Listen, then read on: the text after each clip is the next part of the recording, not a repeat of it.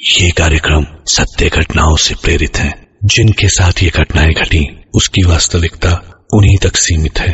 भूत प्रेतों और असामान्य विषयों के होने पर चैनल कोई दावा नहीं करता और न ही प्रोत्साहन करता है। पहला दिन था सूरज का कॉलेज में। उसने काफ़ी कुछ सोच रखा था। वो पहले दिन को लेके काफ़ी ज़्यादा एक्साइटेड था। वो कॉलेज के बाहर पहुंचा। उसने कॉलेज को देखा। कॉलेज काफ़ी ज़्यादा अच्छा था। कॉलेज के अंदर घुसते ही अंदर का नज़ारा देखने लायक था। कई सारे स्टूडेंट्स खड़े थे और आपस में ही बात कर रहे थे। सूरज की जान पहचान का वहाँ कोई भी नहीं था, इसलिए सूरज अकेला ही घूमने जा रहा था। वो क्लास शुरू होने का वेट कर रहा था। तभी अचानक से उसके कंधे पे किसी ने हाथ रखा और सूरज ने पीछे मुड़ के देखा तो एक लड़की खड़ी थी। उस लड़की ने सूरज से पूछा कि क्या आप नए नए हैं इस कॉलेज में, क्या आपका पहला दिन है? और फिर सूरज ने हाँ में सर हिलाया। और फिर उस लड़की ने कहा, अरे यार कोई पुराना स्टूडेंट नहीं है क्या यार, मुझे वॉशरूम यूज़ करना है लेकिन मुझे मिल नहीं रहा है। जिसके जवाब में सूरज ने कहा, मैं वहाँ से घूमते हुए आया हूँ, मैंने देखा है कि वहाँ पर वॉशरूम है। उस लड़की ने थैंक यू कहा और वो वहाँ से चली गई। सूरज को वो लड़की थोड़ी बहुत पसंद आ गई थी। क्लास स्टार्ट हो गई और क्लास ख़त्म होने के बाद जब कॉलेज ख़त्म हुआ तब सब अपने अपने घर जा रहे थे। घर जाते वक्त सूरज ने देखा कि वो लड़की उससे कुछ कदम आगे ही चल रही है।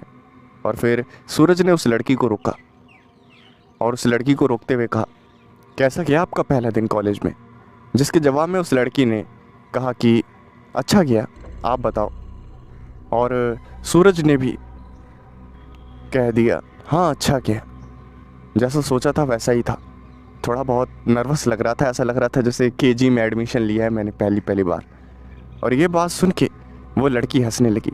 दोनों आपस में बातचीत करते हुए अपने अपने घर जा रहे थे और आखिर में उन दोनों का रास्ता अलग अलग हो गया तो उन्होंने एक दूसरे को अलविदा कहा और दोनों अपने अपने घर की तरफ निकल पड़े।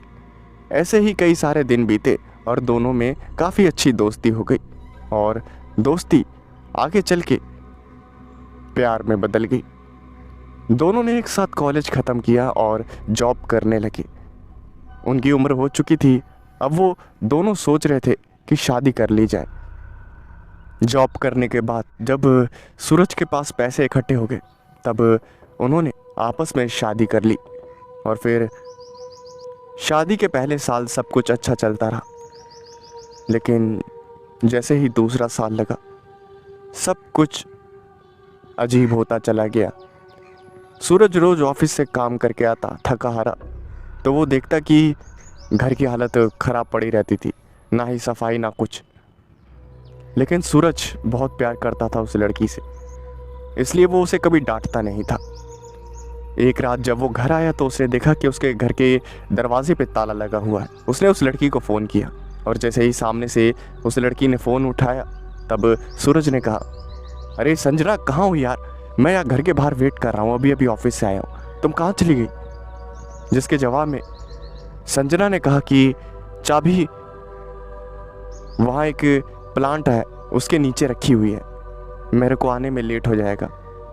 और फिर जब सूरज ने वजह पूछी तब संजना ने कहा कि वो किसी काम में फंसी हुई है।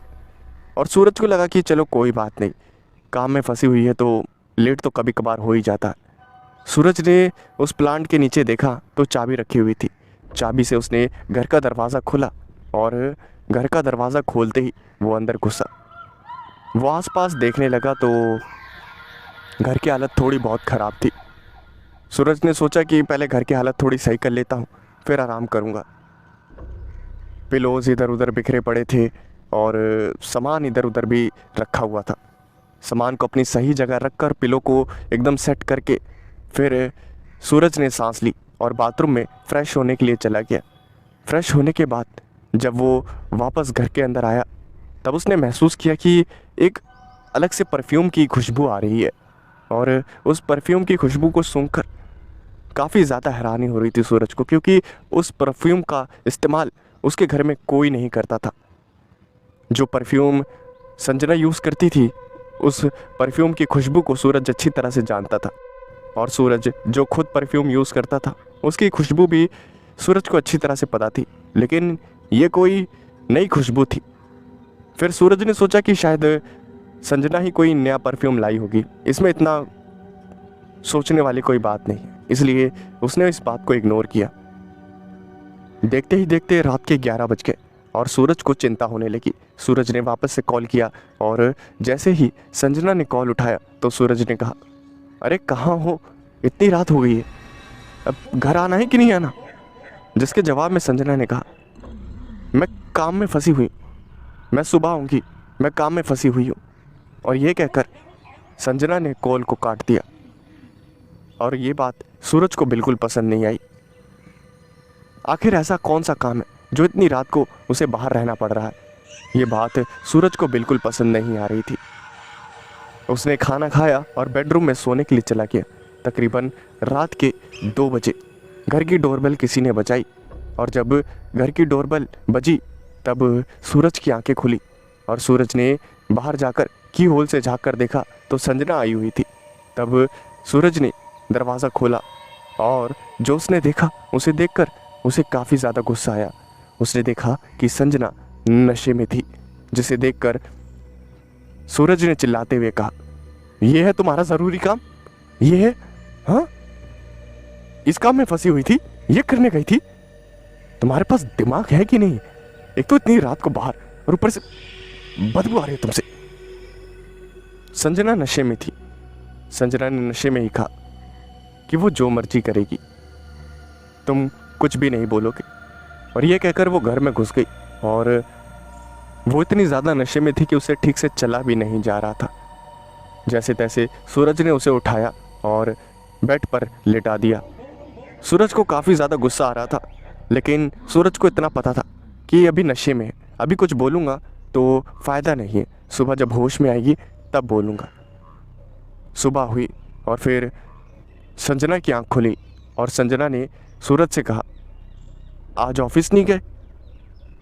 जिसके जवाब में सूरज ने कहा, ऑफिस की ऐसी की तैसी, ये बताओ रात को इतने वक्त तक ये दारू पीने की आदत कब से सीख ली? हाँ? जिसके जवाब में संजना ने कहा, अरे वो दोस्त मिल गई थी तो उसके साथ हो जाता है कभी कभी। जिसके जवाब में सूरज ने कहा, अच्छा, मेरे साथ तो कभी नहीं हुआ ऐसा। हाँ, मैं तो टाइम से ऑफिस जाता हूँ, टाइम से घर वापस आता हूँ। और फिर संजना ने कहा, अरे बहुत बोरिंग लाइफ हो जाती है, कभी कभार चिल आउट कर लिया तो क्या हो गया। फिर सूरज ने कहा, ठीक है, आज के बाद से हुआ ना तो बताता हूँ। ये कहकर सूरज ने अपना ऑफिस वाला बैग उठाया और ऑफिस के लिए रवाना हो गया। 4-5 दिन बीत गए और ऐसे ही एक दिन सूरज अपने ऑफिस में काम कर रहा था। तभी उसका एक दोस्त जिसका नाम संजय था, संजय ने आके सूरज से कहा, अरे भाई सुन, मेरी तरफ से एक शानदार पार्टी है, समझा, और तुम मना नहीं करेगा। और फिर सूरज ने कहा, अच्छा, किस खुशी में पार्टी दे रहा है?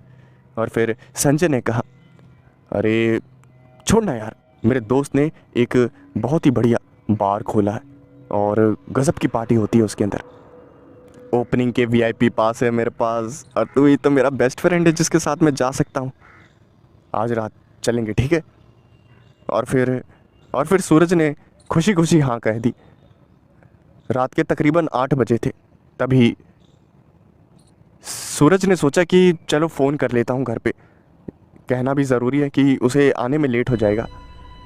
सूरज ने अपने फ़ोन को निकाला और वो नंबर डायल करने ही वाला था, उससे पहले संजना का कॉल आ गया और सूरज ने मुस्कुराते हुए मन में ही कहा, अरे यार, इसको बोलते सच्चा प्यार।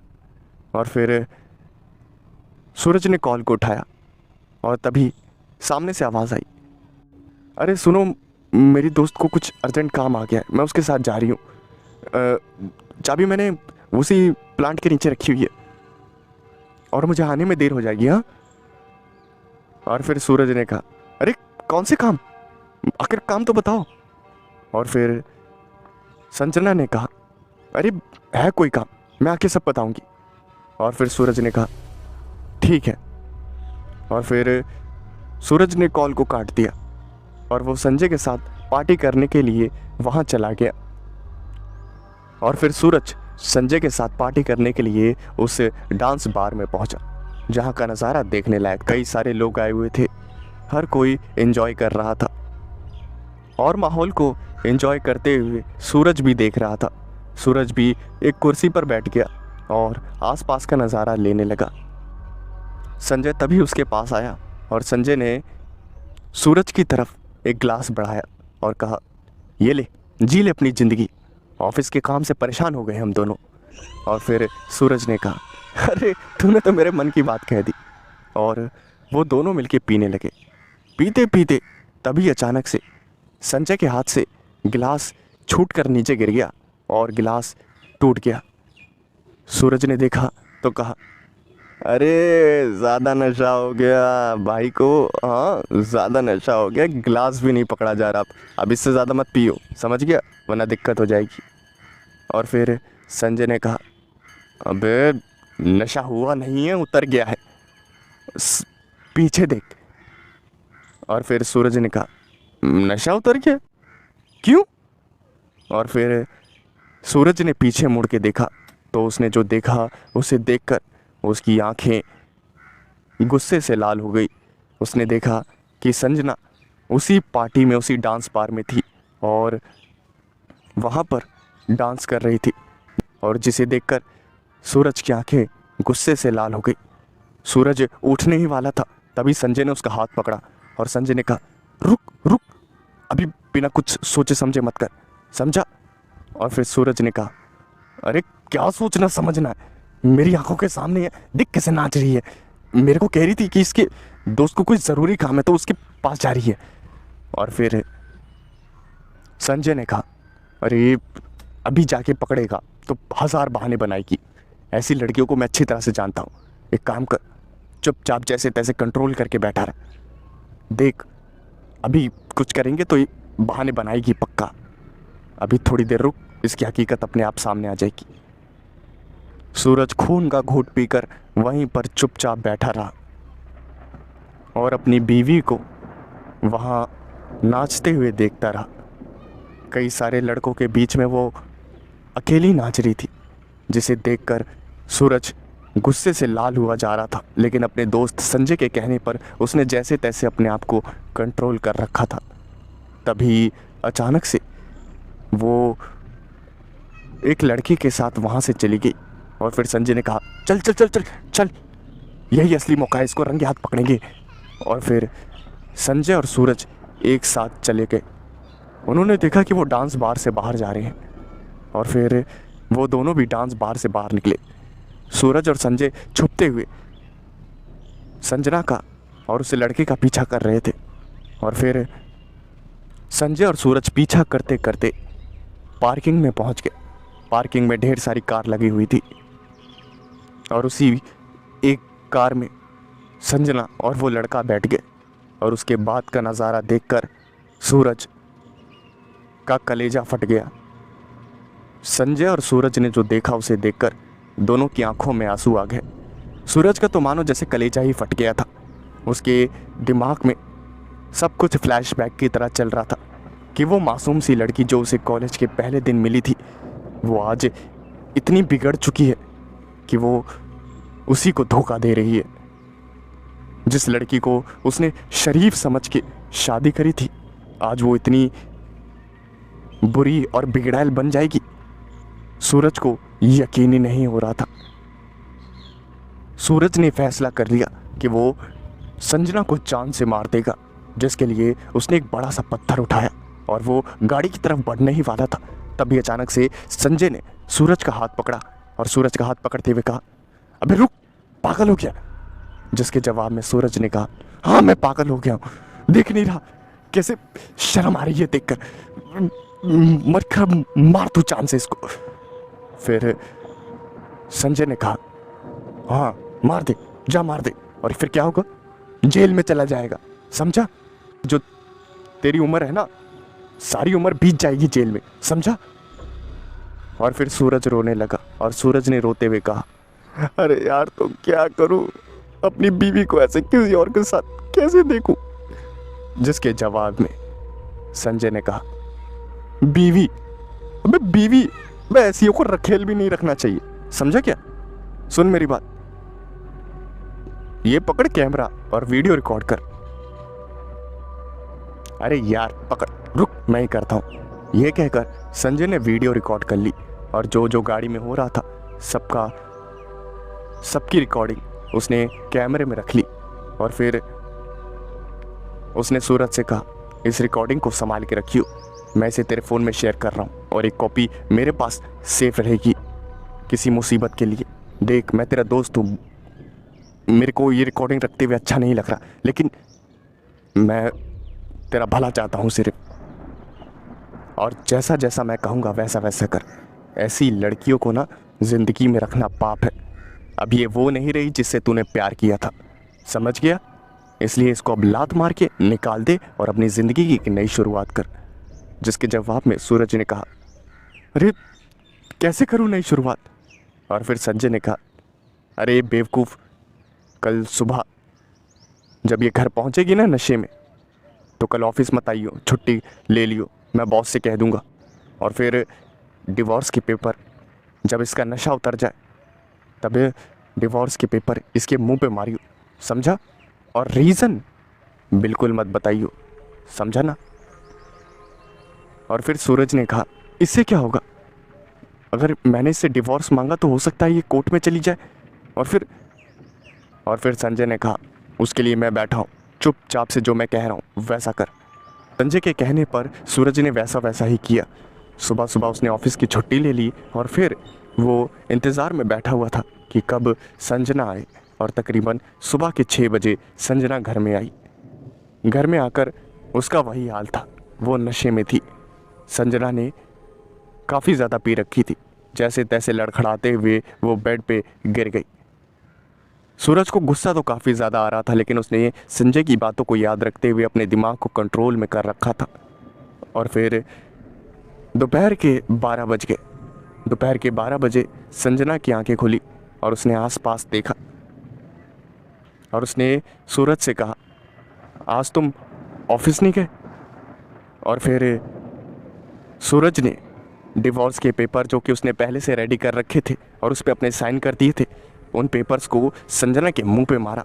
और फिर सूरज ने कहा, यह है डिवोर्स के पेपर, इनके ऊपर साइन कर देना और हमारा रिश्ता ख़त्म है। अपना बोरिया बिस्तरा बांधो और निकलो यहाँ से, समझी? संजना के पैरों तले ज़मीन खिसक गई कि आखिर ये सब क्या हो रहा है। संजना ने सूरज से कहा, आखिर बात क्या है? जिसके जवाब में सूरज ने कहा, मैंने जितना कहा उतना करो, साइन करो, हमारा डिवोर्स हो जाएगा और अपना बोरिया बिस्तरा बांधो और मेरे घर से निकलो, समझे? और संजना को काफ़ी ज़्यादा गुस्सा आ गया और संजना चिल्लाते हुए कहा, अरे आखिर बात क्या है? डिवोर्स कोई बच्चों का खेल है? हाँ? और फिर सूरज ने हंसते हुए कहा, मुझे अकल दे रही हो? हाँ, मुझे अकल दे रही हो? देखो मैं अपनी ज़ुबान गंदी नहीं करना चाहता, जैसा जैसा कह रहा हूँ वैसा वैसा करो और मेरे घर से बाहर निकलो। मेरी ज़िंदगी में तुम्हारा अब कोई अस्तित्व नहीं है, समझी? और जब संजना ने यह बात सुनी तब उसने कहा, ऐसे कैसे डिवोर्स दे दूँ? हाँ, मेरा क्या होगा? और फिर सूरज ने कहा, पढ़ी लिखी हो ना, जो मर्जी कर लेना, मेरे घर से निकलो। तुम्हारी जैसी औरत को घर में रखना पाप है। संजना को शक तो हो गया था कि सूरज को सब कुछ पता चल गया है, लेकिन वो यही प्रार्थना कर रही थी कि सूरज को कुछ भी पता ना चला हो। संजना ने अपना सामान पैक करके रोते हुए सूरज से कहा, देख लूँगी तुम्हें, कोर्ट में मिलना।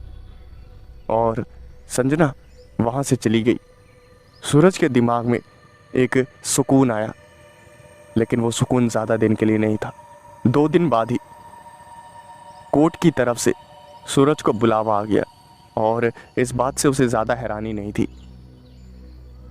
संजना ने सूरज के ऊपर केस कर दिया था और फिर सूरज ने संजय से कहा, भाई उसने मेरे पे केस कर दिया है।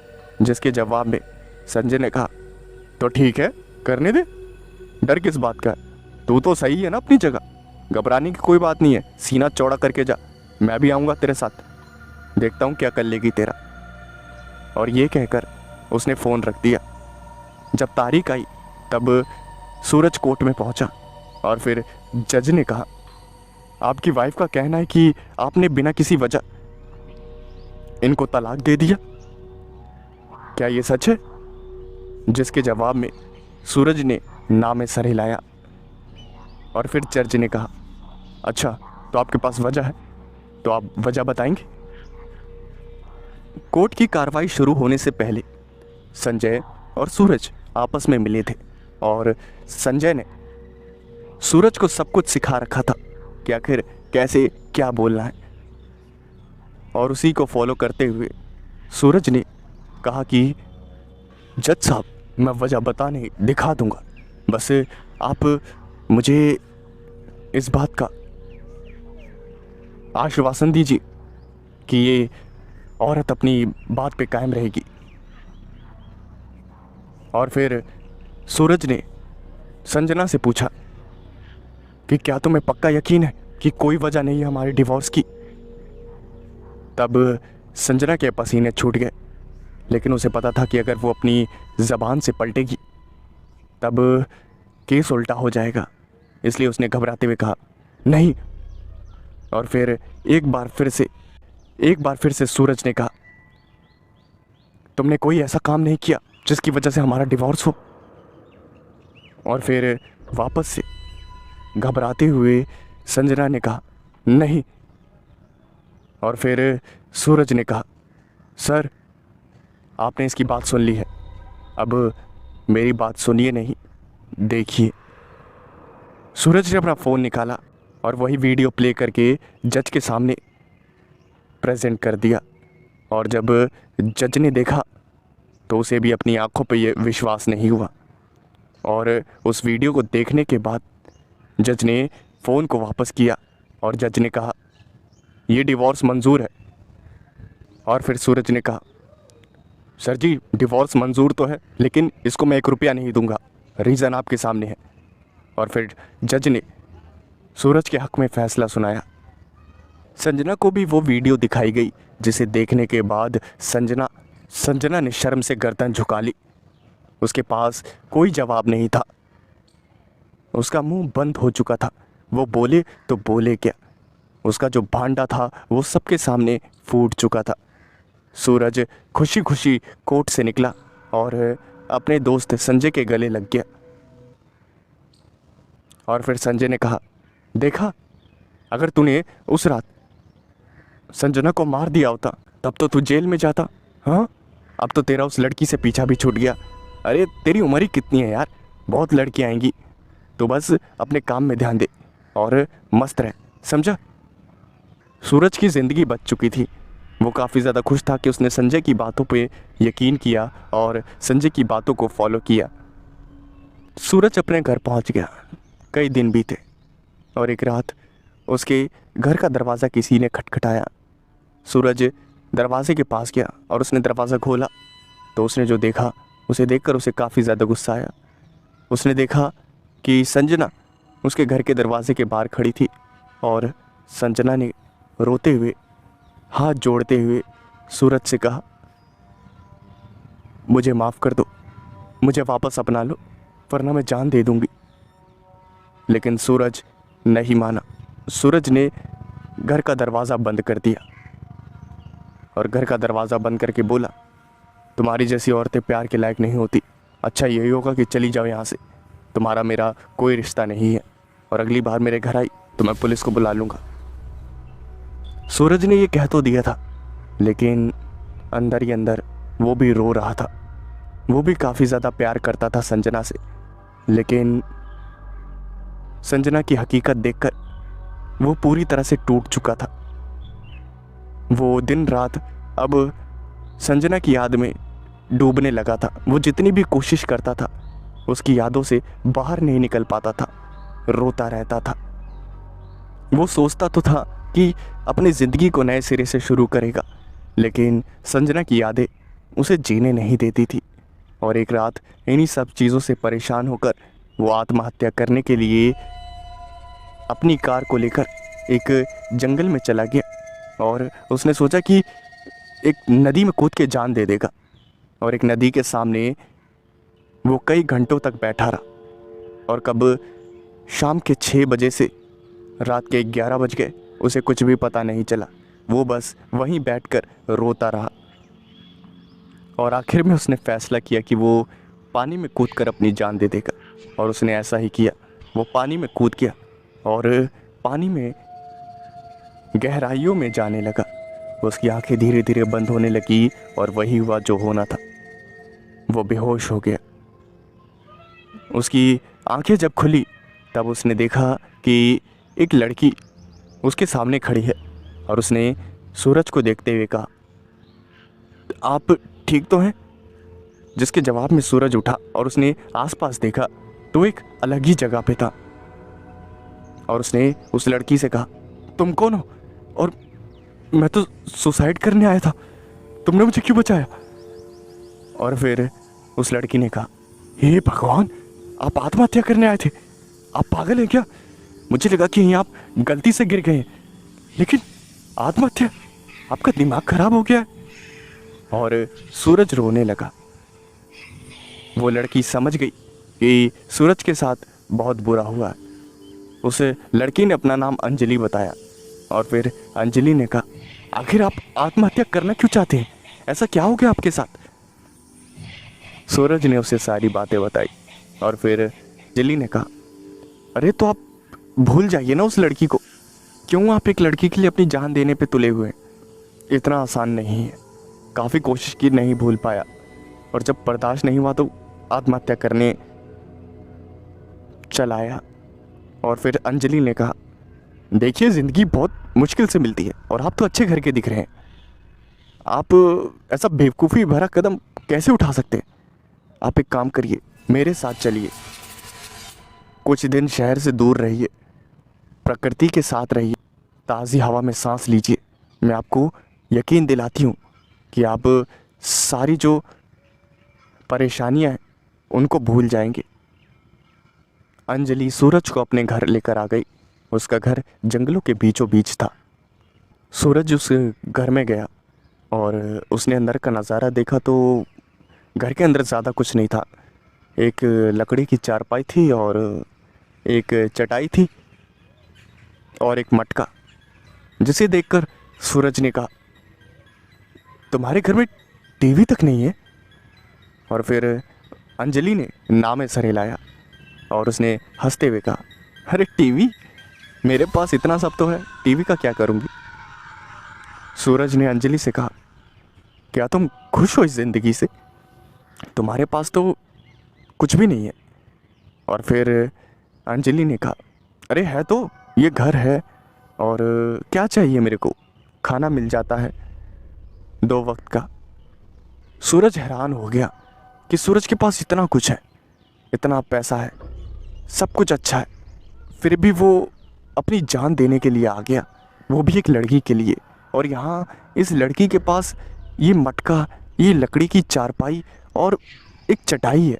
घर में टीवी तक नहीं है, घर में पंखा तक नहीं है, फिर भी ये लड़की खुश है। सूरज को एक नई उम्मीद मिल गई। उसे समझ आ गया कि एक इंसान के लिए अपनी ज़िंदगी को ख़त्म करना बेवकूफ़ी ही है। उसने कहा, हाँ तुम सही कह रही हो, मैं तो एक इंसान के लिए जान देने आ गया, मेरे पास तो सब कुछ है, मैं तुम्हारा एहसान ज़िंदगी भर नहीं भूलूंगा। जिसके जवाब में अंजलि हंसने लगी और उसने हंसते हुए कहा, ये मेरी खुशकिस्मती है कि मैं आपकी ज़िंदगी को सही राह दिखा पाई।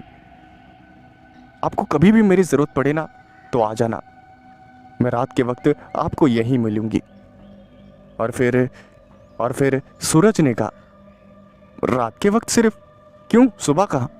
और फिर अंजलि ने कहा, अरे सुबह काम वगैरह भी करना होता है, मजदूरी नहीं करूँगी तो खाना कैसे मिलेगा?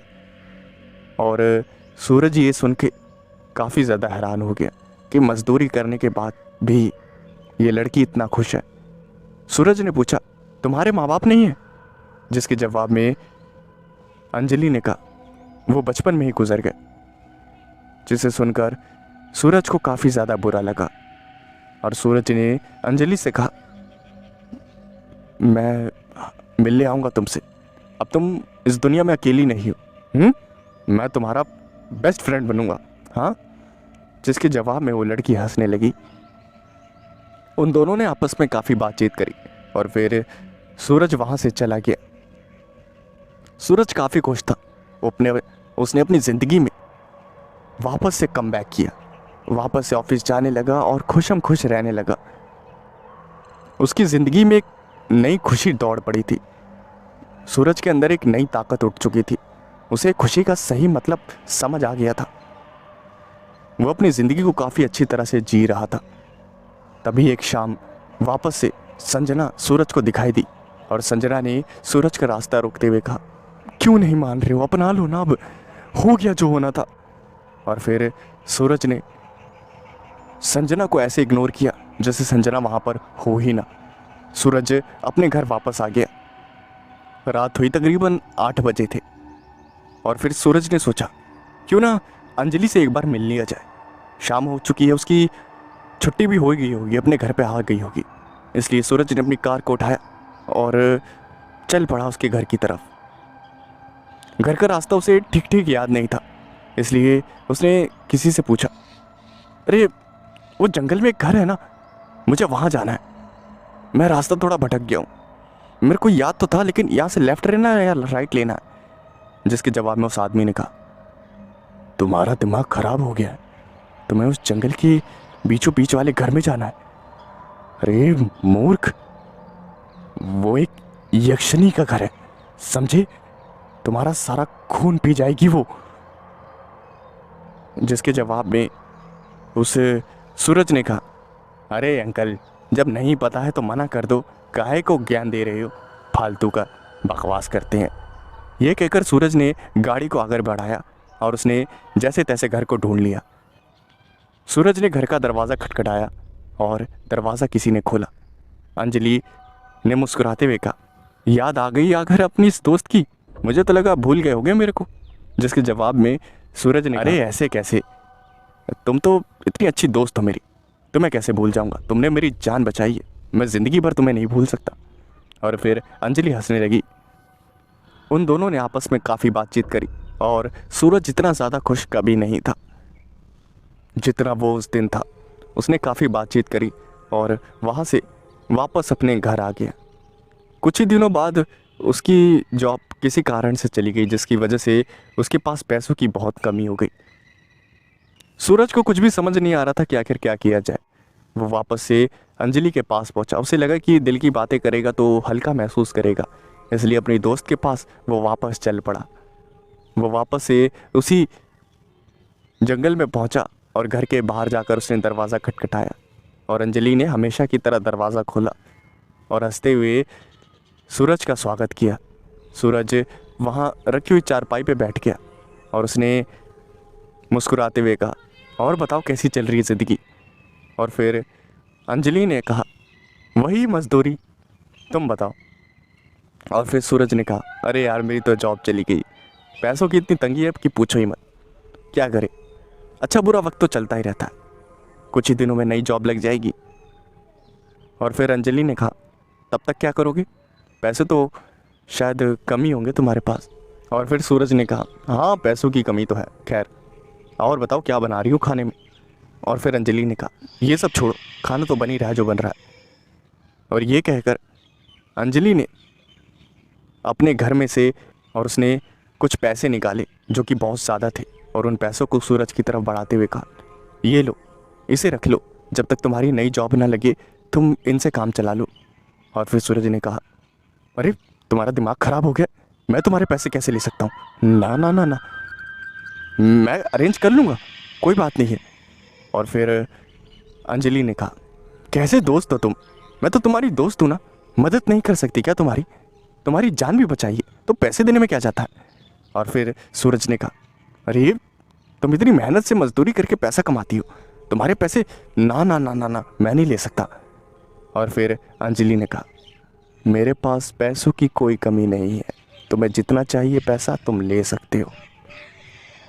और फिर सूरज ने कहा, अरे कैसी बातें कर रही हो, मजदूरी करती हो, ऐसे घर में रहती हो, तुम्हारे पास पैसों की कमी ना हो, तुम मजाक कर रही हो क्या?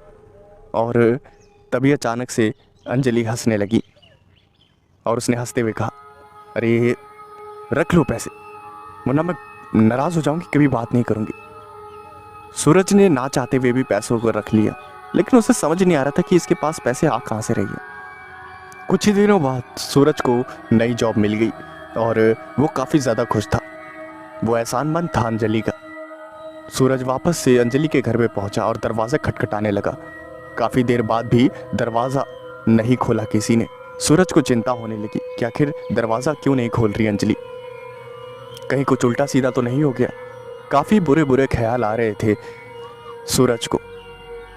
तभी उसने एक छेद देखा जिसमें से रोशनी आ रही थी।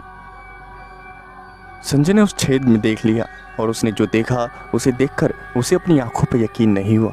उसने देखा कि अंजलि, जो कि हमेशा फटे पुराने कपड़ों में रहती थी, वो उसके पास इतना सोना था जिसे देखकर कोई भी बड़े से बड़ा अमीर हैरान हो जाए। वो पूरी सोने से लदी हुई थी। वो इतनी ज़्यादा खूबसूरत लग रही थी कि पूछो ही मत। और उसका पूरा जो घर, जिसमें सिर्फ गिनती की एक चारपाई थी और एक चटाई थी, उसकी जगह सोने का पूरा एक बिस्तरा था, जिसे देखकर सूरज को अपनी आंखों पर यकीन नहीं हो रहा था। सूरज ने सोचा कि यहाँ से अपने घर चले जाना ही ठीक रहेगा। सूरज वहाँ से अपने घर की तरफ जाने के लिए मुड़ा ही था, तभी पीछे से आवाज़ आई अंजलि की, क्या हो गया, आज बिना मिले ही जा रहे हो? जिसके जवाब में सूरज ने कहा, तुमने मुझसे झूठ क्यों बोला? तुम्हारे पास इतना पैसा है, वो सोना आया कहाँ से तुम्हारे पास? तुम तो सिर्फ मजदूरी करती हो ना। और जब अंजलि ने बात सुनी तब उसके होश उड़ गए और अंजलि ने कहा, क्या तुमने सब कुछ देख लिया? और फिर सूरज ने हाँ में सर हिलाया और वहाँ से जाने लगा। अंजलि ने सूरज को रोका और कहा, देखो मैं तुम्हें समझा सकती हूँ, ऐसे जाओ मत। और फिर सूरज ने कहा, अच्छा क्या समझाना है? और फिर अंजलि ने कहा, देखो मैं एक आम इंसान नहीं हूँ, मैं एक यक्षिणी हूँ। और फिर सूरज ने कहा, यक्षिणी? मैं एक बूढ़े आदमी से तुम्हारे घर का रास्ता पूछ रहा था, उसने भी यही कहा। उसने कहा कि उसके पास मत जाओ, वो तुम्हारा खून पी जाएगी। मुझे लगा कि वो बूढ़ा आदमी बकवास कर रहा है। और फिर अंजलि ने कहा, अरे लोगों के दिमाग में बहुत गलतफहमियां है मेरे बारे में, मुझे चुड़ैल समझते हैं। असल में मैं कोई आम इंसान नहीं हूँ, मेरे पास कई सारी शक्तियाँ हैं, जिसकी वजह से मेरे पास पैसों की कोई कमी नहीं होती। सूरज को किसी बात पे कोई यकीन नहीं हो रहा था, क्योंकि सब कुछ उसके सर के ऊपर से जा रहा था। लेकिन अंजलि ने जैसे तैसे सूरज को यकीन दिलवाया और सूरज ने यकीन कर लिया। और अंजलि ने कहा, देखो मैं कई सालों से अकेली थी, तुम जब से मिले हो मुझे काफ़ी अच्छा लगने लगा। ऐसे जाओ मत, तुम जो कहोगे मैं वो करने के लिए तैयार हूँ। तुम्हें पैसा चाहिए मैं पैसा दूंगी, तुम जो कहोगे वो करूँगी, बस छोड़ के मत जाना कभी। सूरज ने कहा, ठीक है, हमारी दोस्ती तो चलती रहेगी, कोई बात नहीं, अब तो पैसा ही पैसा होगा। जिसके जवाब में अंजलि हंसने लगी। और फिर सूरज ने कहा, अरे मजाक कर रहा हूँ, तुम्हारे पैसों से कोई लेना देना नहीं है मुझे, मैं अब घर जा रहा हूँ। मैं सोच रहा था कि आज तुम्हें अपने घर ले चलूँ, लेकिन तुम्हारा घर देख के तो मेरा घर कुछ भी नहीं है। जिसके जवाब में अंजलि ने कहा, नहीं मुझे तुम्हारे घर चलना है। और फिर सूरज ने अंजलि को अपनी कार में बैठाया और घर में लेकर आ गया।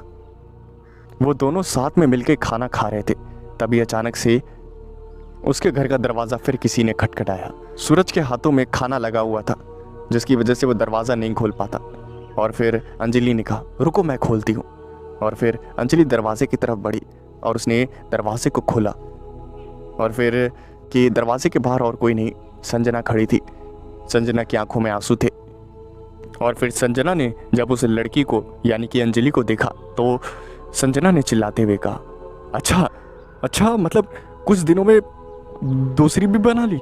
हाँ, ये तुमने अच्छा नहीं किया सूरज, जिसके जवाब में सूरज ने कहा, अरे जाना यार। और फिर अंजलि ने कहा, ये कौन है? और फिर सूरज ने कहा, वही है जिसके बारे में बता रहा था। और फिर अंजलि ने कहा, ओह तो तुम हो जिसकी वजह से सूरज ने पानी में कूदकर आत्महत्या करने की कोशिश करी थी, लेकिन अच्छा हुआ मेरी नज़र पड़ गई, मैंने बचा लिया। और ये बात जब सुनी तब संजना रोने लगी और रोते हुए उस संजना ने कहा, क्या तुम्हारा दिमाग खराब हो गया था क्या? तुमने आत्महत्या करने की कोशिश क्यों की सूरज?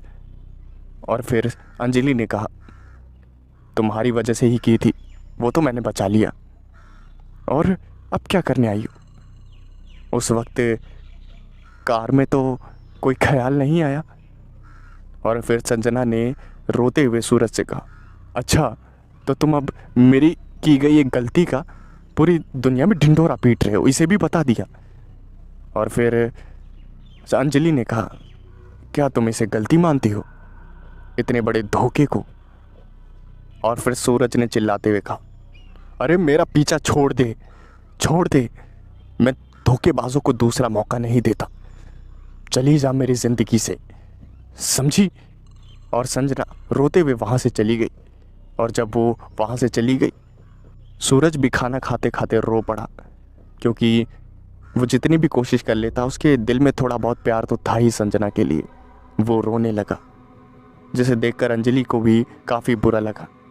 और अंजलि ने कहा, अरे मत रो, मैं तुम्हारे साथ हूँ। वो दोनों, अंजलि और सूरज, साथ में रहने लगे और काफ़ी अच्छे दोस्त तो वो पहले से ही थे। कुछ ही दिनों में उन दोनों की दोस्ती प्यार में बदल गई। सूरज भी संजना को भूल चुका था काफ़ी हद तक, तो दोनों ने शादी कर ली और एक साथ खुशी खुशी रहने लगे।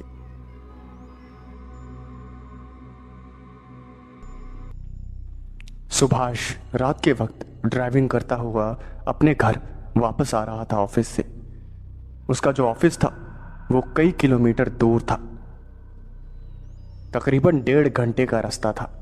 और उसी लंबे रास्ते में आधे से ज़्यादा जो रास्ता था वो जंगलों से घिरा हुआ था।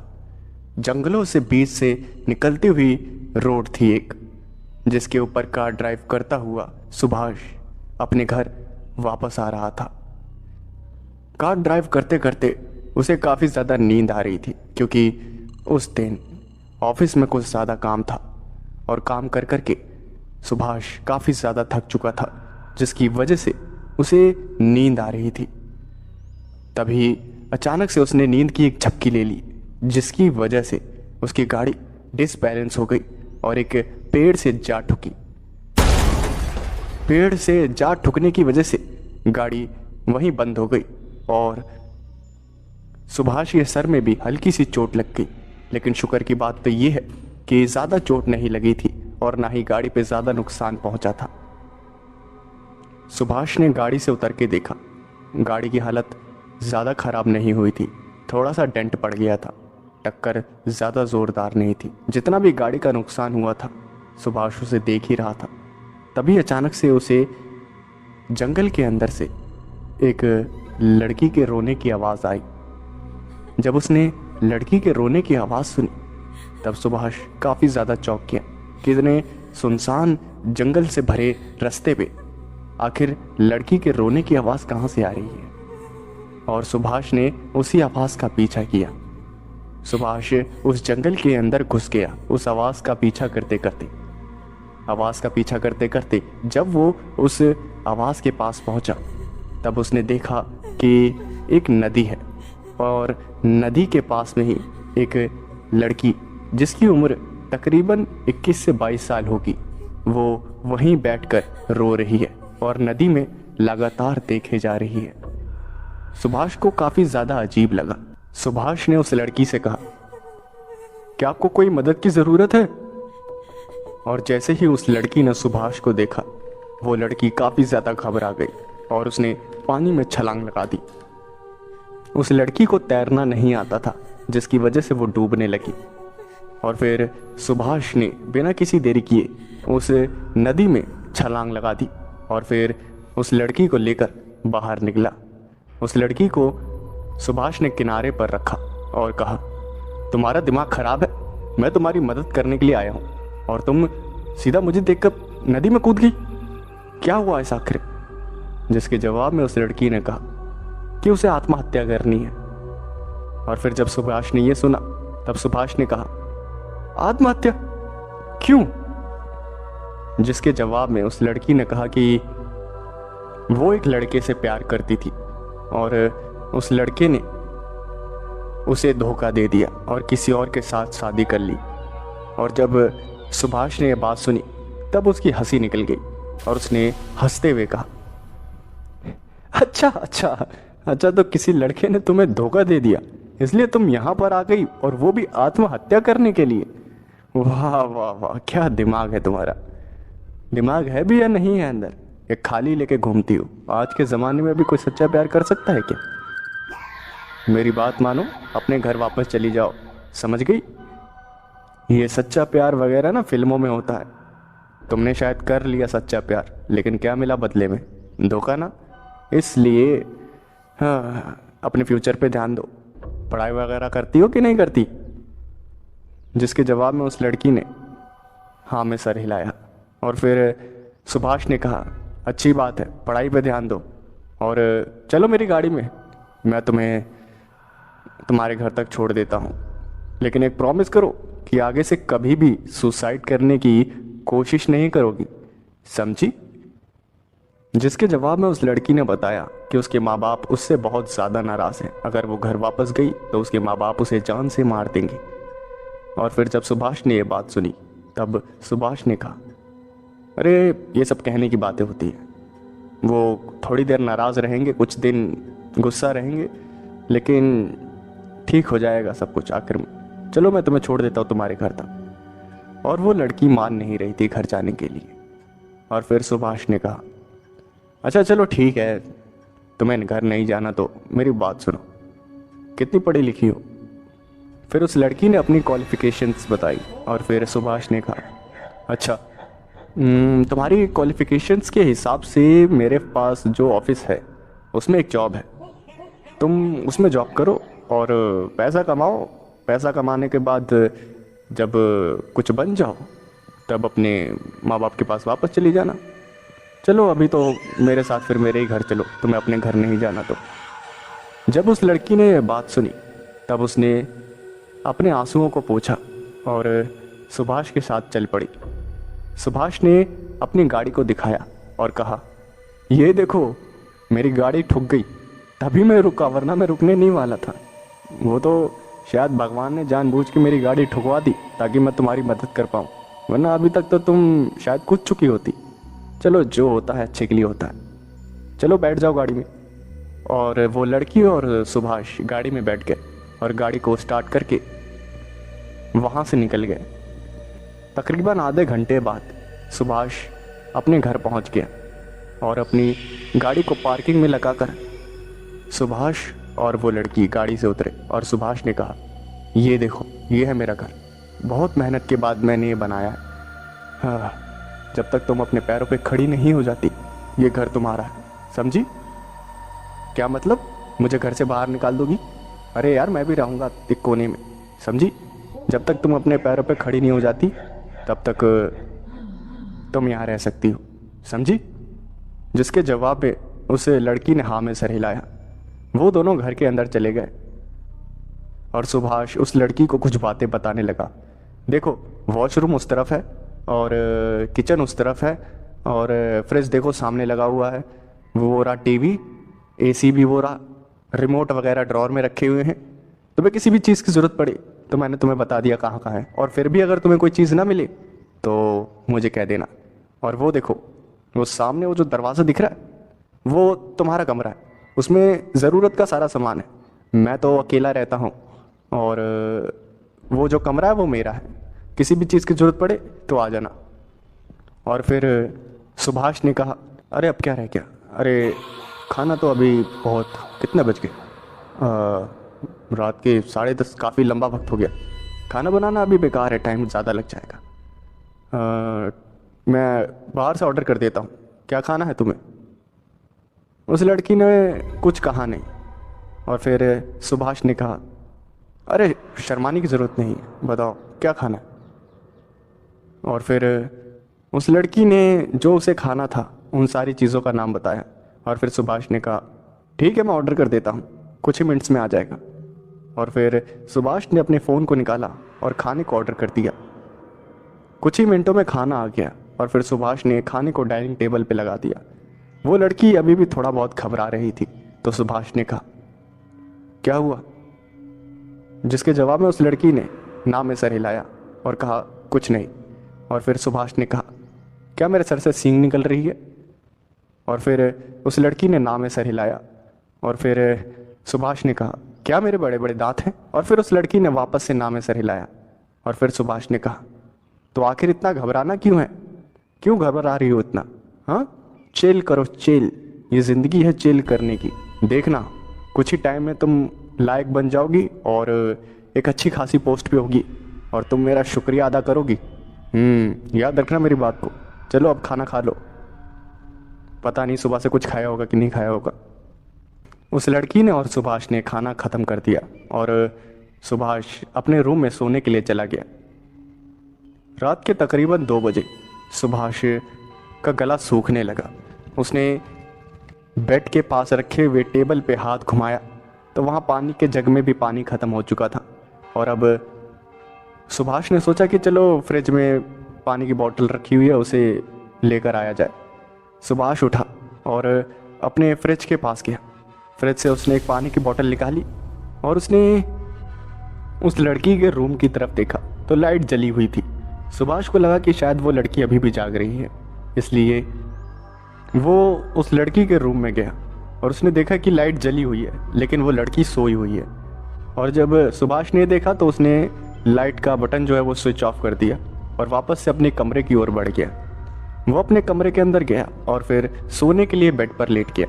कुछ ही देर बाद जब वो सोया ही था तभी अचानक से उस लड़की के चिल्लाने की आवाज़ आई। सुभाष भागता हुआ दरवाजे से निकलकर उस लड़की के रूम की तरफ गया और उसने उस लड़की से पूछा, क्या हो गया, तुम चिल्लाई क्यों?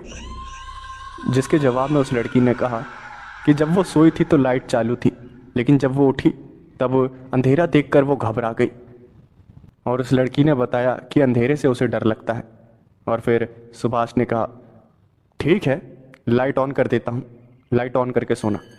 और फिर सुभाष ने लाइट को ऑन कर लिया और फिर वापस से अपने कमरे में आ गया। सुबह हुई। सुभाष जब अपने कमरे से निकला तो उसने देखा कि उसका घर बहुत साफ सुथरा है। और फिर सुभाष ने कहा, अरे मैं दूसरे के घर में घुस गया क्या? मेरा घर इतना साफ सुथरा कैसे है? अरे यार किसका घर है ये? और फिर उस लड़की ने हंसते हुए कहा, आपका ही घर है। और फिर सुभाष ने कहा, ओह लगता है मुझे गंदगी की ज़्यादा ही आदत हो गई है, अपना ही घर पहचान में नहीं आ रहा, साफ सुथरा हो गया तो कोई बात नहीं, अच्छा है। और फिर सुभाष ने कहा, तुम रेडी हो गई? ब्रेकफास्ट वगैरह सब हो गया? नहीं हुआ होगा, मैं मंगा देता हूँ बाहर से। और फिर उस लड़की ने सुभाष से कहा कि उसने ब्रेकफास्ट कर लिया है और टेबल पे सुभाष का भी ब्रेकफास्ट रखा हुआ है। सुभाष ने जब बात सुनी तब सुभाष ने कहा, तुम्हें खाना बनाना आता है? और फिर उस लड़की ने हाँ में सर हिलाया और सुभाष ने डाइनिंग टेबल पे देखा तो नाश्ता लगा हुआ था। उस लड़की ने सुभाष से पूछा कि ऑफिस कब चलना है? और फिर सुभाष ने कहा, आज संडे है, आज ऑफिस बंद रहेगा, चलो घूम के आते हैं। तुम्हारे पास कपड़े नहीं है ना?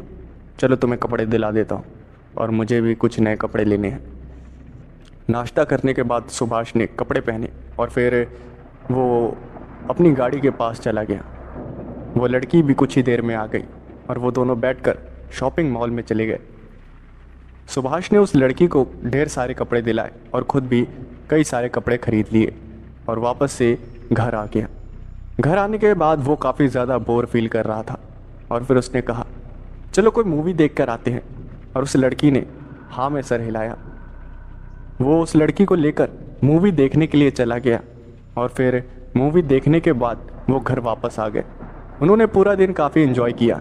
सुभाष का सिर्फ एक ही मकसद था कि जो टेंशन थी उस लड़की के दिमाग में उसे ख़त्म किया जाए ताकि वो ज़िंदगी में आगे बढ़ पाए, वरना टेंशन के साथ में इंसान उतना बेहतर काम नहीं कर पाता जितना वो कर सकता है। इसलिए पहले उसने उस लड़की के दिमाग से टेंशन को ख़त्म किया और वो कामयाब भी हो गया था। अगले दिन सुभाष उस लड़की को अपने ऑफिस में लेकर गया और उसे काम समझाने लगा। उस लड़की ने काम को समझ लिया। सुभाष अपने कैबिन में चला गया और अपना काम करने लगा और वो लड़की भी अपने काम को ख़त्म करने लगी। शाम तक जब सुभाष अपने कैबिन से बाहर निकला तो उसने उस लड़की से पूछा, कितना काम हुआ आज, ज़रा देखो तो। और फिर जब उस सुभाष ने उस लड़की का काम देखा तब उसका मुंह खुला का खुला रह गया। उस लड़की ने उम्मीद से भी ज़्यादा अच्छा काम किया था। और फिर सुभाष ने कहा, वाह वाह क्या काम किया है, मज़ा आ गया देखकर। तुम्हारे जैसे कुछ एम्प्लॉयज़ और आ जाए, मैं तो गंगा नहा लूँगा, मज़ा आ गया तुम्हारा काम देखकर। और वो लड़की हंसने लगी। तभी सुभाष के पास एक एम्प्लॉय आया और उसने कहा कि सर मेरी सैलरी बढ़ा दो। सुभाष ने कहा, सैलरी?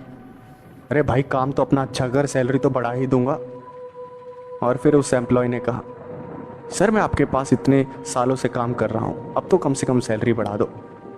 और फिर सुभाष ने कहा, अच्छा चल ठीक है, इस लड़की से अच्छा काम करके दिखा, ये आज ही आज ज्वाइन करी है, अगर तूने इससे अच्छा काम कर दिया तब मैं तेरी सैलरी को डबल कर दूंगा, ठीक है। और फिर उस लड़के ने काफ़ी आत्मविश्वास से हाँ में सर हिलाया। और फिर अगले दिन उस लड़की ने और उस लड़के ने एक साथ काम करना शुरू किया। और उसके बाद शाम को जब सुभाष अपने कैबिन से बाहर निकला तो उसने देखा कि उस लड़की ने काफ़ी गुना ज़्यादा अच्छा काम किया था उस लड़के से। और फिर सुभाष ने कहा, देख तू हार गया, इसने देख कितना अच्छा काम किया है, और तेरा देख, तेरा भी ठीक ही है लेकिन इतना अच्छा नहीं है, पहले अपने काम को इम्प्रूव कर। और फिर उस लड़के ने कहा, सर जी से कहाँ से लेकर आए हो, ये टूटा टूट का करती है, ये ऐसा हो ही नहीं सकता, मैं इतने सालों से काम कर रहा हूँ, मुझसे इतना अच्छा काम नहीं होता, इससे कैसे होने लगा, ये पक्का टूटा टूट का करती है, मेरे को यकीन है इस बात का। और जब सुभाष ने ये बात सुनी तब वो हंसने लगा और उसने हंसते हुए कहा, अरे मजाक बहुत हो गया, तेरी सैलरी बढ़ा दूंगा, ठीक है, मेहनत करता रहे। सुभाष और वो लड़की घर वापस आ गए। और घर वापस आने के बाद सुभाष कह ही रहा था, क्या ऑर्डर करना है आज? और फिर उस लड़की ने कहा, ऑर्डर करने की ज़रूरत नहीं है, वो खाना बना लेगी।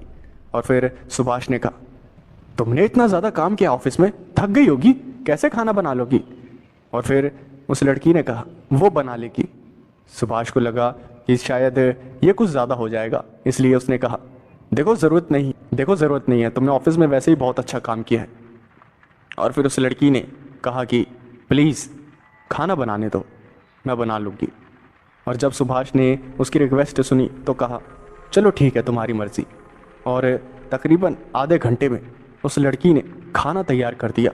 और ये देखकर सुभाष की आंखें चकाचौंध हो गई कि आखिर ऐसा कैसे हो सकता है, सिर्फ आधे घंटे में इतना सब कोई लड़की कैसे बना सकती है। उस लड़की ने आधे घंटे में काफ़ी अच्छा खाना बनाया था। धीरे धीरे कई दिन बीते और वो लड़की ऑफिस में एक अच्छी पोजीशन को होल्ड करने लगी। लेकिन सुभाष को समझ नहीं आ रहा था कि ये लड़की इतनी दिमाग से तेज कैसे है, किसी भी नॉर्मल ह्यूमन बीइंग से ये ज़्यादा समझदार है, ये मेहनत भी इतनी ज़्यादा कर लेती है, आखिर कैसे, आखिर क्या है इसका राज? कोई भी इंसान इतनी मेहनत तो नहीं कर सकता जितनी ये करती है। उस लड़की की वजह से सुभाष का जो ऑफिस था वो काफ़ी ज़्यादा ऊपर उठ रहा था, उसका जो काम था उसे काफ़ी ज़्यादा पसंद किया जा रहा था। उस लड़की ने उसके ऑफिस में आकर ऑफिस में जैसे मानो नई जान फूंक दी हो। सुभाष काफ़ी खुश था, लेकिन उसके दिमाग में कई सारे सवाल भी थे। धीरे धीरे दिन बीतते गए और फिर सुभाष ने सोचा कि चलो अब शादी कर लेनी चाहिए। उसकी उम्र हो चुकी थी शादी की। सुभाष ने ये बात उस लड़की से बताई और फिर सुभाष ने ये भी बताया कि एक लड़की है जो कि सुभाष के ऑफिस में ही काम करती है और वो सुभाष को पसंद भी है, जिसे सुभाष शादी करना चाहता है। और जब ये बात उस लड़की को पता चली तब उसका दिमाग खराब हो गया और उसने गुस्से वाला चेहरा बना लिया। सुभाष को कुछ भी समझ नहीं आया कि आखिर वो लड़की गुस्सा क्यों हो गई। और अगले ही दिन खबर आई कि जिस लड़की से सुभाष शादी करने वाला था वो लड़की लापता है। और जब सुभाष को ये बात पता चली तब वो काफ़ी ज़्यादा घबरा गया। सुभाष ने उस लड़की के बारे में पता किया तो उसे पता चला कि वो लड़की शहर छोड़ के ही वहाँ से चली गई है।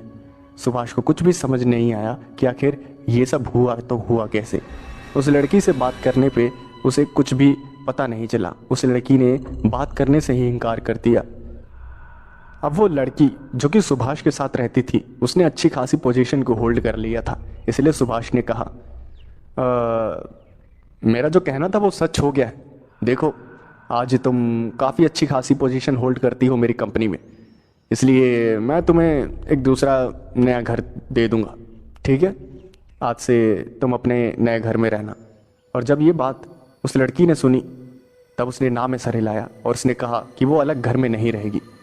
फिर सुभाष ने कहा कि ओ कम ऑन, मेरा काम था तुम्हें तुम्हारे पैरों पे खड़ा करना, अब मैंने तुम्हें कर भी दिया है। अब तुम काफ़ी अच्छी खासी पोजीशन को होल्ड करती हो तो तुम्हें अपने नए घर में रहना चाहिए। और तुम्हारी भी उम्र हो ही गई है, कोई लड़का देख लो अच्छे सा, शादी कर लो, अपनी नई ज़िंदगी को बसा लो। मेरा काम सिर्फ यहीं तक था, तुम्हें पैरों पे खड़ा करने का। अब मैं भी कोई लड़की देख रहा हूँ, मैं भी शादी कर लूँगा कुछ ही दिनों में, और तुम भी कर लो, तुम्हारी भी उम्र हो ही गई है। ऑफिस ख़त्म होने के बाद उस लड़की ने नए घर में रहने से इनकार कर दिया। सुभाष को कुछ भी समझ नहीं आया कि आखिर वो लड़की मना क्यों कर रही है। और ऐसे ही एक रात जब वो दोनों ऑफिस से घर वापस आ रहे थे एक कार में, तभी सुभाष जब ड्राइविंग कर रहा था अचानक से एक ट्रक सुभाष की गाड़ी के सामने आ गया और टक्कर सिर्फ होने ही वाली थी।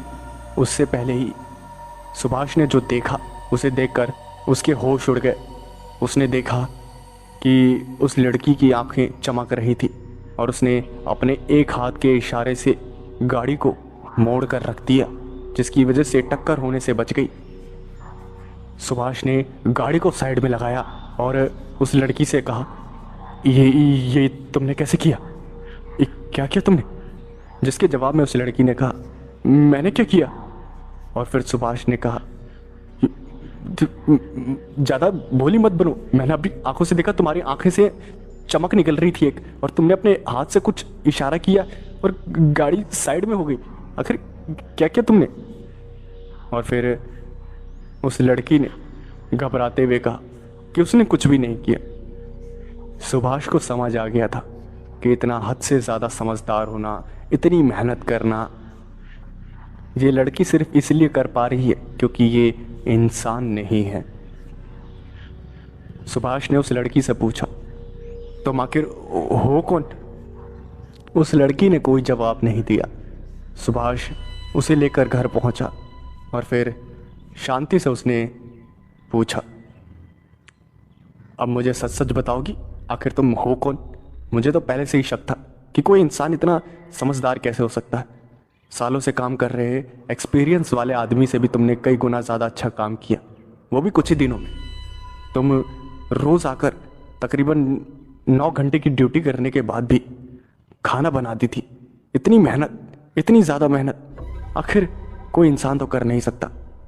और आज तो मैंने देख ही लिया कि तुम नॉर्मल नहीं हो। सच सच बता दो कि आखिर क्या था वो सब। और उस लड़की ने एक बात कही। उस लड़की ने कहा कि वादा करो, जब मैं सब कुछ सच सच बता दूंगी तब तुम मुझसे दूर नहीं जाओगे। और फिर सुभाष ने कहा, ठीक है, नहीं जाऊंगा दूर, बताओ। तो उस लड़की ने बताया कि वो एक आम लड़की नहीं है। उसने अपनी हकीकत बताई तो वो एक यक्षिणी थी जिसके पास कई सारी शक्तियां थी। सुभाष ने ये बात सुनी तो उसका मुंह खुला का खुला रह गया। और फिर सुभाष ने कहा, तुम्हारे पास शक्तियां हैं? सीरियसली? और फिर उस लड़की ने हाँ में सर हिलाया। और फिर सुभाष ने कहा, अच्छा इस गिलास को हवा में उड़ा के दिखाना। और उस लड़की के एक इशारे से वो गिलास हवा में उड़ने लगा। और सुभाष ने जब ये देखा तब उसे अपनी आंखों पर यकीन नहीं हुआ। उसका दिमाग सन्न पड़ गया। और फिर सुभाष ने कहा, अरे तुम कहीं मेरी बलि वगैरह देने के चक्कर में तो नहीं हो? मैंने कई फिल्मों में देखा है और कई बार गांव में सुना है भूत प्रेतों की कहानियों में कि ऐसी शक्तियों वाली लड़कियां बलि देती हैं।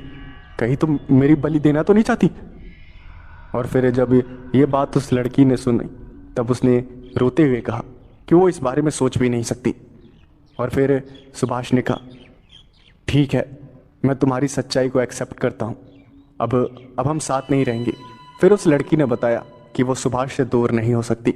और फिर सुभाष ने कहा, अच्छा क्यों?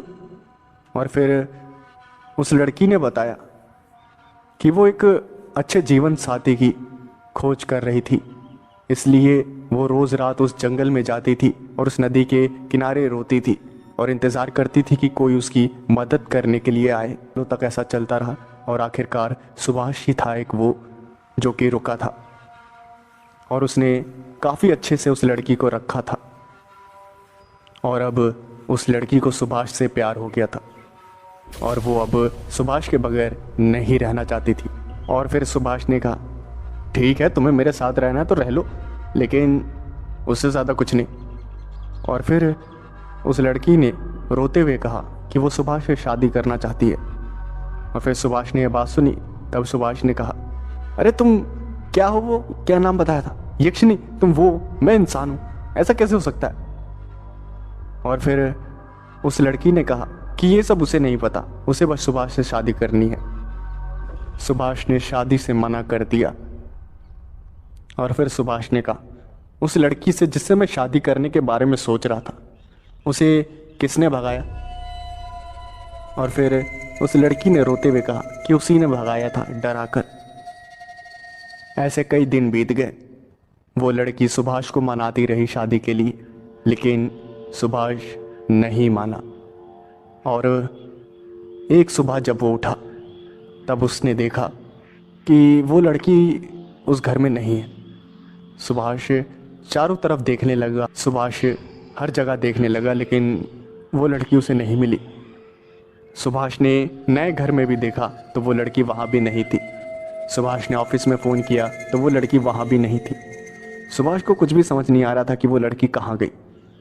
सुभाष को अपने तकिए के पास एक चिट्ठी मिली और उसे चिट्ठी पे लिखा था, बाय फॉरएवर, जिसका साफ साफ मतलब था कि वो लड़की अब सुभाष की ज़िंदगी से हमेशा के लिए चली गई थी। सुभाष को उस तकिए के पास एक और लेटर मिला और उसके अंदर लिखा हुआ था, बाय फॉरएवर, मैं जा रही हूँ हमेशा के लिए।